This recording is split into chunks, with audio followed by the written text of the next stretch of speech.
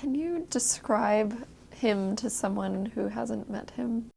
You know, when I think about it later, has this Polish look. There's something about him that resembles the way my father looks, but he doesn't look like my father at the same time. Not tall. He had dark hair, you know, somewhat slight, or not skinny, but brilliant, very articulate. He had a slight accent, to me it seems slight. Intellectual. I mean, he really enjoyed his conversations and outreach to the professors. And his talks were very thoughtful. Beautiful voice.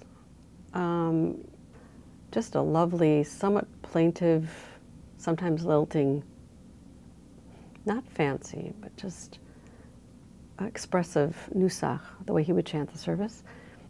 I'd probably call him a high baritone.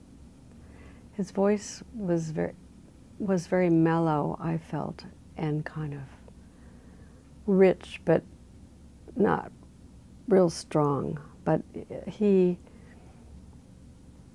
sometimes you could make it very light and expressive. I mean, he wasn't formally musically trained, but the phrasing and the variety, like if there was a repetition of something, it would be different the second time, or he'd add a little lilt to something.